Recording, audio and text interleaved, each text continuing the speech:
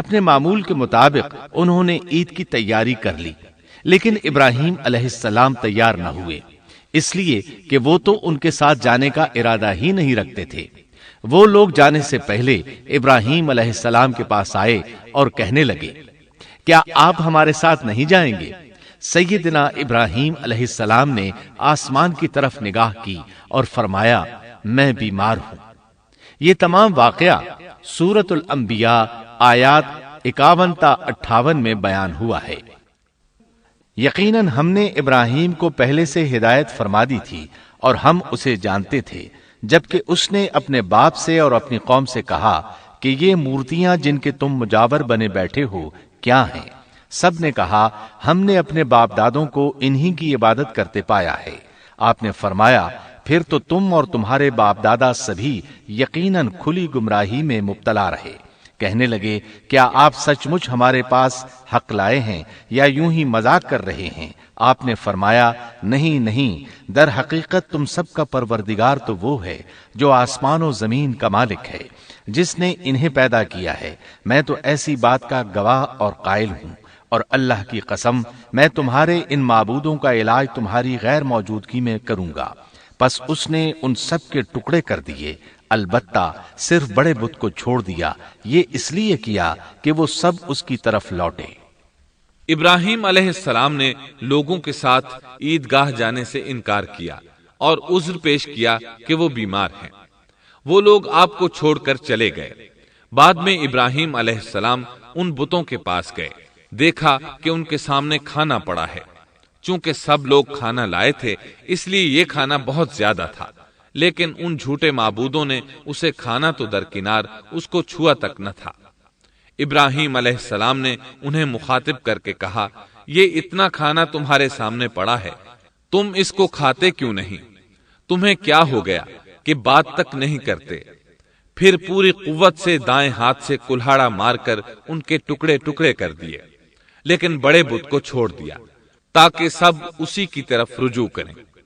تمام چھوٹے بتوں کو توڑ کر کلہاڑا اس بڑے بت کے کندھے پر رکھ دیا۔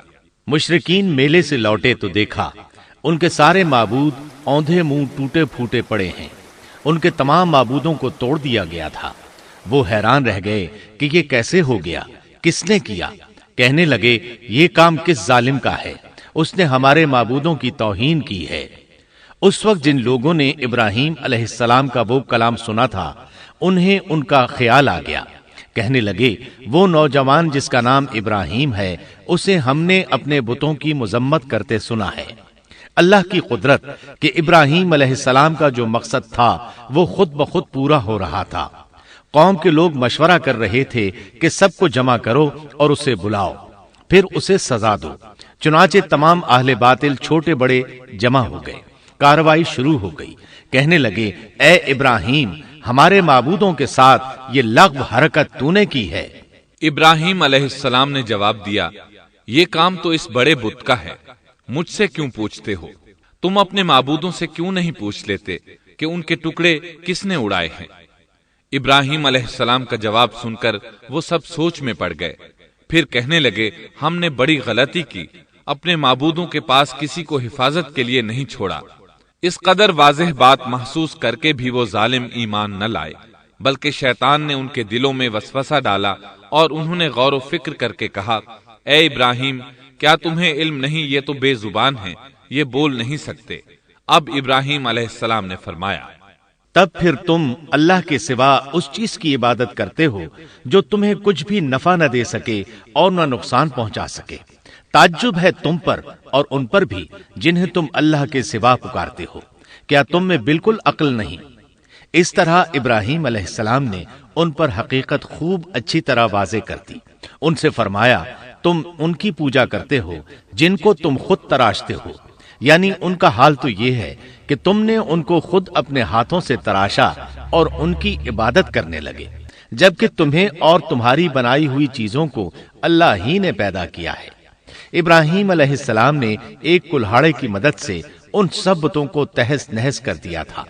یہ اس بات کی واضح ترین نشانی تھی کہ یہ بالکل بے بس ہیں۔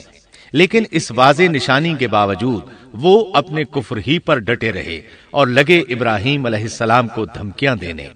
قالوا ابنوا له بنيانا فألقوه في الجحيم، کہنے لگے اس کے لیے ایک آتش کدہ بناؤ اور اسے اس دہکتی آگ میں ڈال دو۔ پھر ان لوگوں نے ایک چٹیل میدان کا انتخاب کیا جہاں مٹی نام کی کوئی چیز نہیں تھی۔ اس میدان کو پتھروں کی باڑ کے ساتھ گھیر دیا گیا۔ پھر سب لوگوں کو حکم دیا گیا کہ وہ لکڑیاں جمع کر کے اس گھیری ہوئی جگہ میں رکھیں۔ چنانچہ سب لوگ لکڑیاں جمع کر کے وہاں لانے لگے، یہاں تک کہ عورتوں اور بچوں نے بھی اس کام میں بڑھ چڑھ کر حصہ لیا۔ میدان میں اتنی لکڑیاں جمع ہو گئیں کہ زمین نظر نہیں آتی تھی۔ یہ لکڑیاں زمین پر ایک اونچی دیوار محسوس ہوتی تھیں۔ پھر ان لکڑیوں کو آگ لگائی گئی۔ جب آگ کے شعلے آسمان سے باتیں کرنے لگے تو انہوں نے ابراہیم علیہ السلام کو آگ میں ڈالنے کے لیے ایک جھولا تیار کیا۔ اس میں سیدنا ابراہیم علیہ السلام کو رکھا گیا۔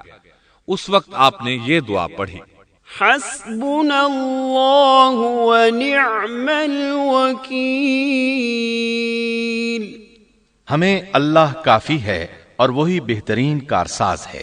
یہ کلمہ ہر محتاج اور مصیبت زدہ کو پڑھنا چاہیے۔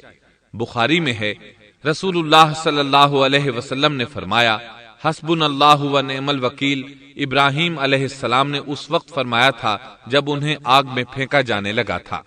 مطلب یہ کہ ہم اللہ ہی پر بھروسہ کرتے ہیں، اس کے سوا ہمارا کسی پر بھروسہ نہیں۔ بعض روایات میں یہ بھی ہے کہ جب ابراہیم علیہ السلام کو آگ میں ڈالا جانے لگا تو جبریل علیہ السلام آئے اور کہا، اے ابراہیم، کوئی حاجت ہے تو میں حاضر ہوں۔ ابراہیم علیہ السلام نے فرمایا، اگر تم اپنی مرضی سے آئے ہو تو مجھے تمہاری کوئی ضرورت نہیں۔ ایک دوسری روایت میں ہے کہ بارش کے فرشتے نے حاضر ہو کر کہا تھا، اے ابراہیم، مجھے حکم دیجئے میں بارش برسا کر اس آگ کو بجھا دوں۔ لیکن ایسی تمام روایات ضعیف ہیں۔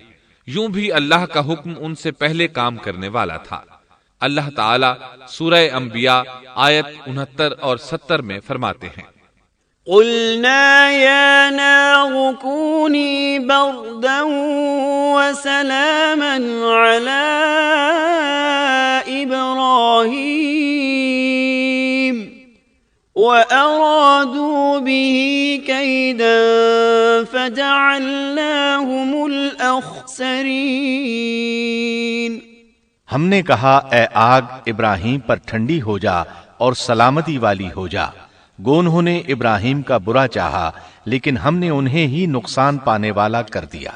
چنانچہ جب ابراہیم علیہ السلام کو آگ میں ڈالا گیا تو وہ ٹھنڈی ہو گئی۔